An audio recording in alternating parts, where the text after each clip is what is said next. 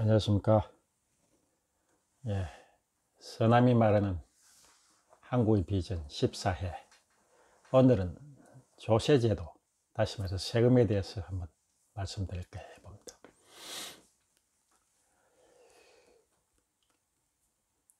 우리가 집에서 쓰고 있는 행주를 깨끗이 씻은 다음에 보통 탈수기를 이제 사용하죠. 탈수기에 물을 뺀 다음에 그거를 짜면은, 우리는 짜면 물이 안 나오는데 엄마가 짜면 또다시 물이 나온다고 합니다. 그런데 엄마가 짜고 난 마른 행주를 어떤 허리허리한 남자가 와서 한번 짜왔더니 또 나오더라 이거죠. 그래서 도대체 저분은 누군가요? 하고 물었더니 그분은 세무공무원이다 라고 하는 우스갯 이야기가 있습니다. 그 정도로 우리가 세무공무원이라고 하면은 일반인들로서는 쥐어 짜는 사람, 이런 식의 인식이 되어 있어서 다소 부정적 이미지이긴 하지만 사실 세금을 내지 않으면 국가 재정은 운영되지 않고요. 또 헌법에도 당연히 그 국민에게 납세의 의무라는 것이 명기되어 있습니다. 우리 국민들이 내는 세금은 과연 어떤 것이 있으며 왜 국민들이 세금에 대해서 부정적인 이미지를 갖게 되었을까? 또 어떻게 하면 이런 부정적인 이미지를 벗고 우리 국민들이 자발적으로 잘 낼 수 있는 조세 제도가 정착될 수 있을까? 한번 생각해 보는 시간을 갖도록 하겠습니다. 우리나라의 그 세금의 종류로는 국세기본법, 관세법 등 여러 가지 법에 의해서 25가지 정도가 세목이 있다고 그러죠. 그 중에서 이제 국가가 과세권을 가지는 국세가 14가지, 지방자치단체가 과세권을 가지는 지방세가 11가지, 이래서 25가지가 있다고 합니다. 국세를 보면 직접세, 직접적 세금을 부담하는, 국민이 세금을 부담하는 직접세가 어떤 게 있냐면 소득세, 그 다음에 법인이 이익을 냈을 때 물게 되는 법인세, 상속세와 증여세, 종합부동산세, 이런 것들이 이제 국세 중에서 직접세고, 간접세, 본인이 내는지도 잘 모르면서 내게 되는 그런 세, 예를 들어 주세, 부가가치세, 개별소비세. 개별소비세라는 것은 옛날 특별소비세라고 그래서 아주 고가 상품이라든가 이런데 더 내게 했던 그런 세를 이제 지금은 개별소비세라고 이름을 바꿨고요. 그 다음에 인지세, 정권거래세, 관세, 이런 것들이 간접세에 포함된다고 볼 수 있습니다. 그 다음에 또 하나 목적세로서는 이제 교통, 에너지, 환경세, 교육세, 농어촌 특별세, 이래서 어떤 특별한 재원을 마련하기 위한 그러한 것이 이제 목적세가 있습니다. 지방세의 직접세는 이제 취득세, 등록 면허세, 주민세, 자동차세, 이런 것들이 직접세고요. 간접세는 지방소비세, 레저세, 레저세라고 하는 세금은 옛날에 이제 경주막권에 붙였던 경주막권세, 경주막권, 그러니까 경마 그 티켓에 붙었던 세금, 그게 이제 레저세라고 이름이 바뀌었다고 하죠. 그 다음에 담배 소비세, 목적세로는 이제 지방교육세, 지역자원시설세, 이런 것들이 있다고 합니다. 담배를 피우는 분들은 제가 보니까 이게 국세인 줄 알았더니 지방세네요. 그러니까 담배를 피우시는 분들은 지방의 세금에 많이 보태준다고 보면 되겠네요. 술 마시는 분들은 이게 지방에 들어가는 게 아니군요. 주세는 국세의 간접세에 포함됩니다. 그렇다면은 지방을 위해서는 담배를 많이 피워야 되고 나를 위해서는 술을 많이 마셔라, 막 이렇게 되나요? 하여튼 그렇습니다. 이 중에서 제가 좀 그 이해 안 가는 세목이 하나 있습니다. 바로 종합부동산세입니다. 이 세금은 실제로 그 수익이 생겨서 내는 세금이 아닙니다. 물론 뭐 수익이 생겨서 내는 경우도 있겠지만 그냥 갖고만 있어도 세금을 더 올라가야 되는 이런 문제가 생기는 세금이 종합부동산세죠. 예를 들어서 공시지가가 올라가면은 저는 아무런 수입이 없는데도 불구하고 세금이 더 올라가는 희한한 세가 바로 종합부동산세입니다. 이건 이제 소득이 있는 곳에 세금을 낸다라는 그 하고 원리하고는 조금 동떨어진 원리가 아닐까라고 하시면 됩니다.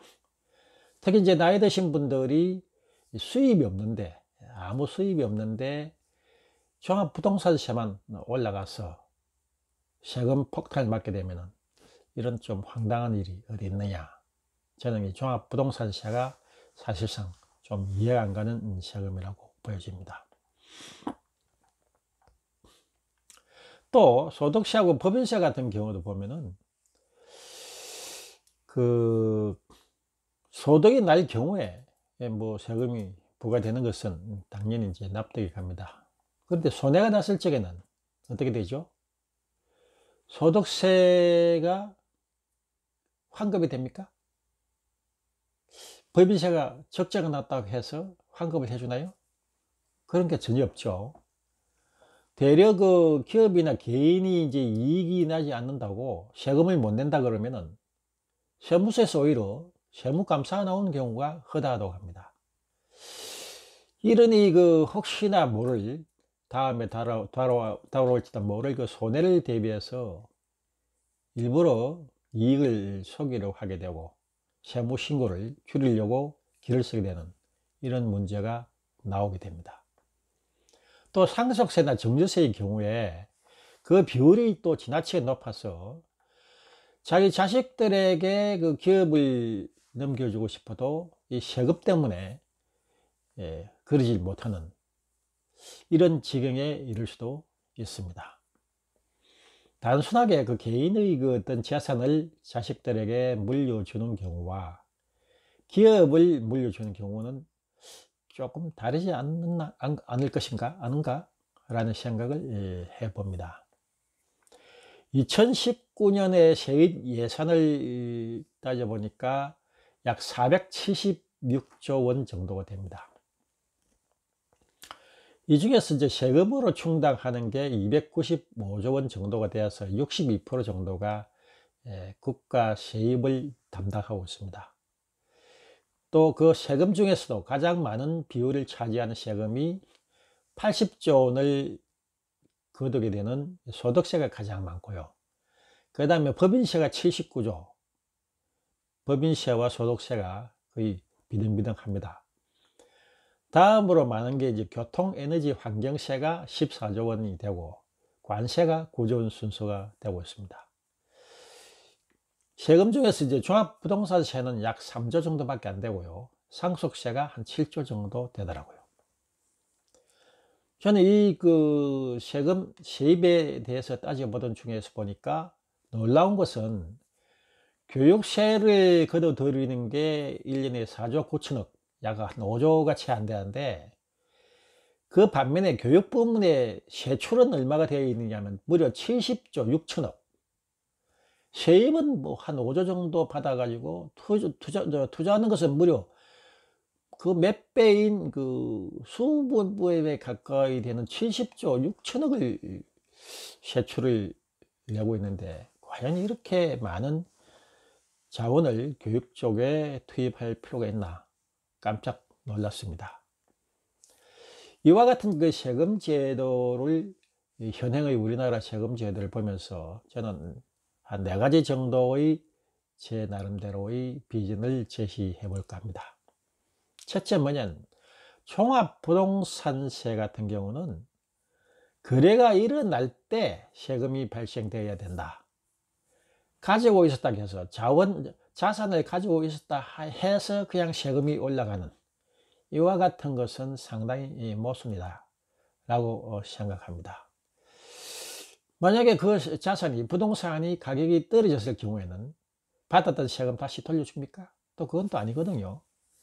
그러므로 종합부동산세, 줄여서 종부세는 거래가 일어날 때, 그야말로 그 매매가 일어날 때에 차익이 발생한 만큼 세금을 더 내게 하는 소득세로 상당히 대체해도 가능하다라고 생각하는 것이 제 생각이고, 상속세 중에서도 두 번째로 이제 상속세 중에서 개인이 상속을 재산하는 경우, 단순하게 개인이 어떤 상속을 자식들에게 이제 상속할 경우에는 현행 상속세 제도를 그대로 적용하는 것이 좋겠지만, 기업을 자식들에게 물려주겠다고 할 경우에는 조금 율을 달리 적용해야 되지 않느냐.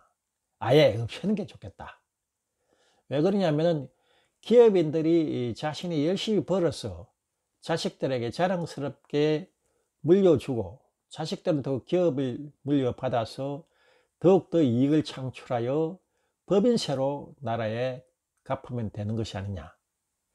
이 생각은 저희 생각이 아니라 자유민주당의 정규재 전 부산시장 후보가 주장했던 그 주장입니다.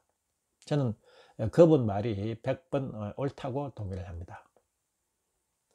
기업의 상속세가 너무 많아서 그 기업을 팔아 넘겨야 한다거나 경영진이 바뀌게 되는 경우가 생긴다면 누가 기업을 알뜰히 키워서 자식들에게 물려주려고 하겠습니까? 이것은 자본주의 원리에 저는 맞지가 않다고 봅니다. 그래서 그 상속세 중에서 기업을 물려주게 되는 경우에는 상속세를 없애는 대신에 이익이 나는 법인세를 더 내게끔 하는 이런 방법이 맞다고 보고, 물론 이제 그러다 보면은 순수 개인이 자산을 넘겨주기 위한 방법으로 기업을 억지로 만들어서 운영케 하는 이상한 편법도 나올 수 있겠습니다만은, 그러한 것은 제대로 그 기업이 운영되는지를 조사를 해서 편법이거나 부당한 방법을 사용했다고 한다면 징계를 하는 그런 방법을 찾아야 하는 게 맞다라고 생각을 합니다.